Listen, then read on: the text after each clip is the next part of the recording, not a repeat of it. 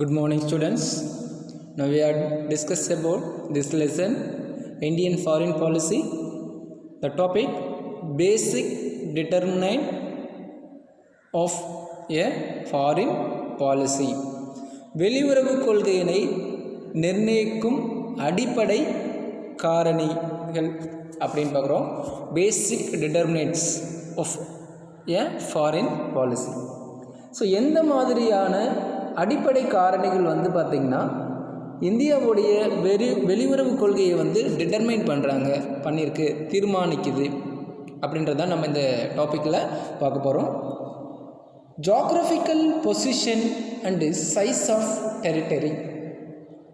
ஒரு நாட்டுடைய புவியியல் அமைப்பு மற்றும் அந்த நாட்டின் பரப்பளவு, இது வந்து பார்த்திங்கன்னா இந்தியாவுடைய வெளியுறவு கொள்கையை தீர்மானிக்கக்கூடிய மிக முக்கியமான ஒரு காரணியாகும்.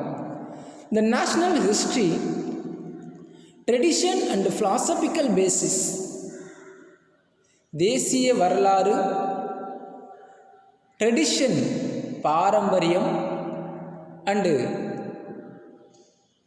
Philosophical basis.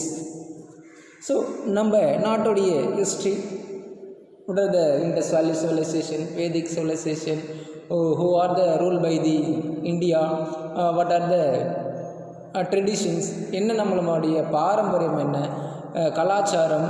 So philosophic, what are the philosophers, what is இப்போது எக்ஸாம்பிள் வந்து பார்த்திங்கன்னா திருக்குறள்.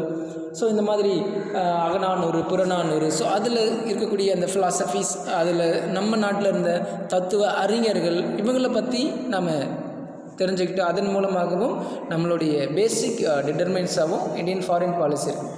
நேச்சுரல் ரிசோர்ஸ், இயற்கை வளங்கள். நம்ம நாட்டில் என்ன இயற்கை வளங்கள் இருக்குது. So this also the foreign policy. Already before the advent the Europeans, ஐரோப்பியர்கள் வருவதற்கு முன்பாகவே நம்மக்கிட்ட lot of the resource. Example, இந்த spice.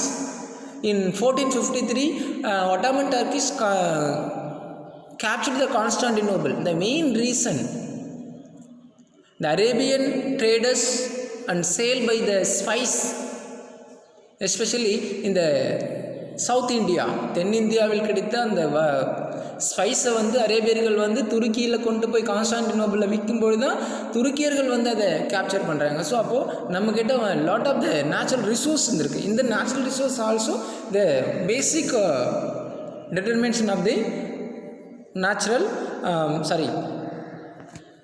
Foreign policy and completion of economic developments. Compulsory economic developments, கட்டாயமாக பொருளாதார வளர்ச்சி என்பது நீடு. அதனால் நம்ம you create the cordial relationship between the developed countries. வளர்ந்த நாடுகளோடு நாம் ஒரு ஃபாரின் பாலிசி, வெளியுறவு கொள்கையை ஏற்படுத்தி கொண்டு you got the economical help, economical aid and develop to the economics. நம்ம நாட்டுடைய பொருளாதாரத்தை வளர்ச்சி பாதைக்கு கொண்டு செல்வது. Political stability and structure of government. அரசியல் நிலைத்தன்மை மற்றும் அரசாங்க அமைப்பு. இந்த பொலிட்டிக்கல் ஸ்டெபிலிட்டி நம்ம நாட்டில் வந்து பார்த்திங்கன்னா இந்த நாட்டு ஒரு நிலைத்த தன்மை கொண்ட பொலிட்டிக்கல் கண்டிஷன் கிடையாது.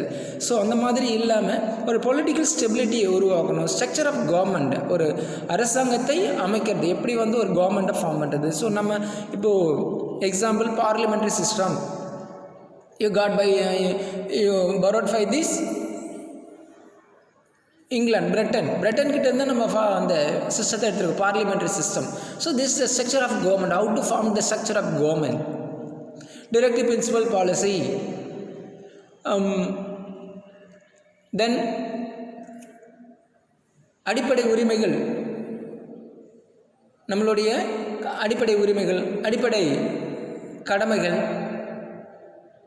இது எல்லாமே வந்து பார்த்திங்கன்னா வெளிநாடுகளில் இருந்தால் எடுத்துருக்கோம். ஸோ அப்போது இதெல்லாம் எடுத்து நம்ம எப்படி வந்து கவர்மெண்ட்டை ஃபார்ம் பண்ணுறோம். அடுத்தது necessity of the peace, disarmament and non proliferation of the nuclear weapons. அமைதிக்கான அவசியம் ஆயுத குறைப்பு, அணு ஆயுதங்கள் பெருக்க தடை. ஸோ எப்படி வந்து நம்ம ஃபீஸுன்றது வந்து பார்த்திங்கன்னா நெசசிட்டி, அமைதியை வந்து உருவாக்கணும். அமைதி இருந்தால் தான் பீஸ்ஃபுல், எந்த விதமான ப்ராப்ளம், அப்போ ப்ராப்ளம் வராமல் இருக்குன்னு பார்த்தீங்கன்னா டிசார்மெண்ட் கொண்டு வரணும், அணு ஆயுதங்களை குறைக்கணும், அதிகமான ஆயுதங்களை பெருக்கக்கூடாது. இன்னொரு பக்கம் வந்து பார்த்திங்கன்னா நியூக்ளியர் வெப்பன்ஸ், அணு ஆயுதங்கள் மிக பெரிய அழிவு. I know that end of the Second World War, இரண்டாவது உலக போரில் வந்து பார்த்திங்கன்னா ஹிரோஷிமா அண்ட் நாகசாகி, இங்கே 2 நகரங்களில் வந்து பார்த்திங்கன்னா யூஸ்டு த நியூக்ளியர் வெப்பன்ஸ், அணு ஆயுதங்களை பயன்படுத்தும் பொழுது கிரியேட் த மோர் லாஸ், பெரிய அளவிலான ஒரு சேதத்தை வந்து உருவாக்கியது. ஸோ அந்த சேதத்தை பிற்காலத்திலும் இந்த future days not to lose the people and man and material. So they want like to prevention of this and non proliferation of the nuclear weapons, அதிகமான அளவு அணு ஆயுதங்கள் பெருக்கத்தை தடை செய்யப்பட வேண்டும். Next the military strength. இராணுவம் வலிமை, இராணுவத்தை வலிமைப்படுத்தி கொள்ள வேண்டும். இன்டர்நேஷ்னல் மிலியூ, சர்வதேச சூழ்நிலை. ஸோ நம்ம சர்வதேச சூழ்நிலைக்கு தகுந்த மாதிரி நாமளும் நம்மளுடைய ஆக்டிவிட்டீஸை வந்து மாற்றிக்கொள்ளப்படணும். எக்ஸாம்பிள் நம்ம ஃபேமிலி, இப்போ ஒரு குடும்பத்தில் வந்து பார்த்திங்கன்னா சண்டை நடந்துட்டுன்னா, ஸோ அதுக்கு தகுந்த மாதிரி நம்ம என்ன பண்ணணும், அந்த சுச்சுவேஷனும் தகுந்த மாதிரி நம்ம அந்த இடத்துல வந்து அமைதியை உருவாக்குவதற்கு you try to create the peace in this our family. So அது மாதிரி தான் வந்து பார்த்திங்கன்னா சர்வதேச மிலியூ, இந்த சர்வதேச சூழ்நிலையை உருவாக்க வேண்டும். This the basic determines of Indian foreign policy. இந்திய வெளியுறவு கொள்கையின் நிர்ணயிக்கும் அடிப்படை காரணிகள் இதுதான். So foreign policy in 1950s and 1960. இந்தியாவுடைய வெளியுறவு கொள்கை 1950 மற்றும் 60களில் வந்து எந்த மாதிரி இருந்திருக்கு. The period from independence through 1950s and 1960s constitute this most idealistic phase of Indian foreign policy under the guidance of the Indian first Prime Minister Jawaharlal Nehru. So 1950 India வந்து republic ஆன பிறகு அதிலிருந்து 1960களில் வந்து பார்த்தீங்கன்னா இந்தியாவுடைய வெளியுறவு கொள்கை நாட்டின் முதல் பிரதமரான ஜவஹர்லால் நேரால் வடிவமைக்கப்பட்டது. ஸோ அதுக்காக தான் பார்த்தீங்கன்னா is called as the architect of Indian foreign policy, இந்திய வெளியுறவு கொள்கையின் சிற்பி என்றும் இவர் அழைக்கப்படுகிறார். ஸோ இவருடைய கைடன்ஸ் தான் இந்தியாவுடைய foreign policy under the guidance of the first Prime Minister Jawaharlal Nehru. The new nation that got independence after the long period of the colonial struggle found themselves in a very difficult situation with respect to economic developments. So 1947 India got independent. So before India got independent under the colonial rule of the British. So ஆங்கிலேயர்கள் India சுதந்திரம் பெறுவதற்கு முன்பு ஆங்கிலேயர்களுடைய colony ஆதிக்கத்தின் கீழ் இருந்தது. So சுதந்திரம் பெற்ற பிறகு ஒரு டிஃபிகல்ட்டான ஒரு ரொம்ப கடினமான ஒரு சூழ்நிலைக்கு நாம் தள்ளப்பட்டோம். அப்படி அந்த கடினமான சூழ்நிலைக்கு நாம் தள்ளப்பட்டதற்கு முக்கியமான காரணம் என்னன்னு பார்த்தீங்கன்னா total natural resource economic also totally exploited and eradicated to this British colonial rule. So they given to the independent the empty vessels, வெறும் ஒரு எம்டி பாத்திரத்தை கொடுக்குற மாதிரி நம்மக்கிட்ட என்ன பண்ணிடணும், பாத்திரத்துக்குள்ளே இருக்கிறது எல்லாத்தையும் எடுத்துக்கிட்டு வெறும் பாத்திரத்தை கொடுக்குற மாதிரி எம்டி பாத்திரத்தை நம்மக்கிட்ட கொடுத்துட்டு போயிட்டோம். ஸோ அப்போ அந்த பாத்திரத்தை நம்ம என்ன பண்ணணும், ஃபில் பண்ணணும், நிரப்ப வேண்டும். ஸோ அந்த மாதிரியான ஒரு கட்டாயத்திற்கு நாம் சென்று விட்டோம். அதுக்காக தான் என்ன பண்ணுறாங்க, so you frame to this foreign policy, you got the economic support, especially the technological developments, technological support to they want to establish in India, in same time you develop to the economics. So it was a necessary aligned with either of the two blocks, United States of America USA or United Nation Union Soviet Social Republic.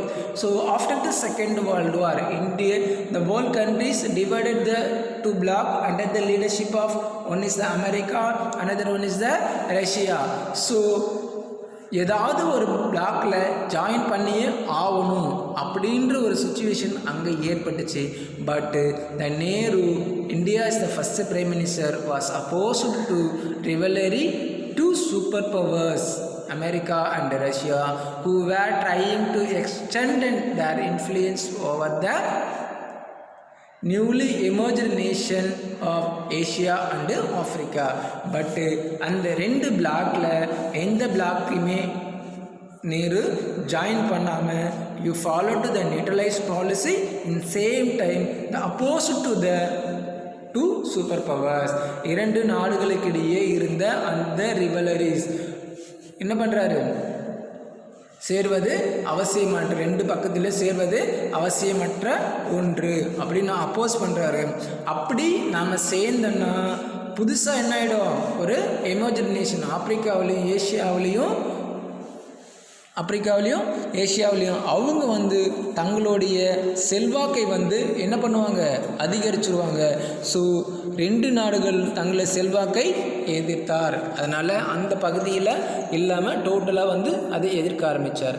அப்படி எதிர்க்க ஆரம்பிக்கும் பொழுது அவர் choose பண்ண ஒன்று தான் வந்து பார்த்திங்கன்னா the non alignment. So he chose the path of non-alignment, not to align with any block, எந்த ஒரு பிரிவிலும் சேராமல், you follow to the neutralized policy, நடுநிலை கொள்கையை வகிப்பது தான் இந்த நான் அலைன்மெண்ட், அணிசேரா கொள்கை என்ற ஒரு கொள்கையை இவர் உருவாக்கினார். In the face of the bipolar order to Cold War and tried to form the third block of nation in international affairs. So இந்த ரெண்டு நாடுகளுக்கிடையே என்ன ஏற்பட்டுச்சுன்னு பார்த்தீங்கன்னா கோல்டு வார், என்னவாரு கோல்டு வார், பனிப்போர் ஏற்பட்டுச்சு. ஸோ அப்படி அந்த பனிப்போர் ஏற்பட்ட சூழ்நிலையில் தான் the third black, third world, ஒரு மூன்றாவது உலக நாடுகளை உருவாக்க வேண்டும், மூன்றாவது அணியை உருவாக்க முயன்றார். இன் திஸ் டைமில் தான் என்ன பண்ணுறாங்க, in the same of Indian foreign policy, that time was world cooperation.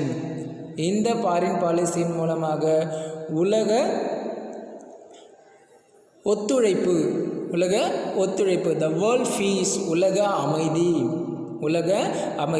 End of the colonial imperialism, காலனி ஆதிக்கத்தோடைய முடிவு, ஏகாதிபத்தியத்தோடைய முடிவு, the racial equality and non alignment, racial equality, இன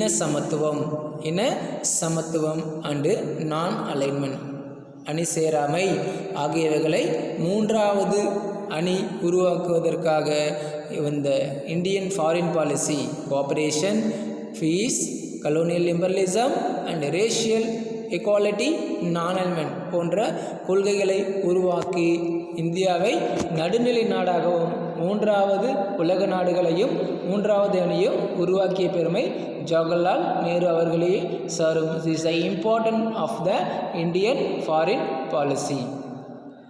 so according to the Jawaharlal Nehru, the broadly non-alignment means not tying yourself off with military bloc. It means trying to view things as far as possible, not from the military points of view, though that has to come in sometimes, but independently and trying to maintain friendly relation with all countries. பரந்த அளவில் அணிசேராமை என்பது இராணுவ கூட்டணியில் இணைத்து கொள்ளாதது அல்ல, அதாவது பிரச்சனைகளை முடிந்தவரை இராணுவ கண்ணோட்டத்தில் பார்க்காமல் அது சில நேரங்களில் மட்டும் ஏற்படலாம், சுதந்திரமாக மற்றும் அனைத்து நாடுகளுடனும் நட்பு ரீதியிலான உறவை பராமரித்தல். இதான் நேரு சொல்லியிருக்காரு. ஸோ உலக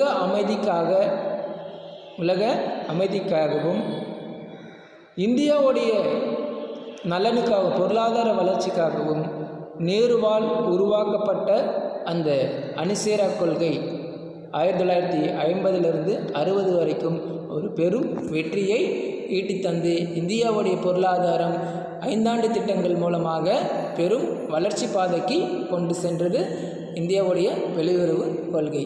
தேங்க்யூ டு ஆல்.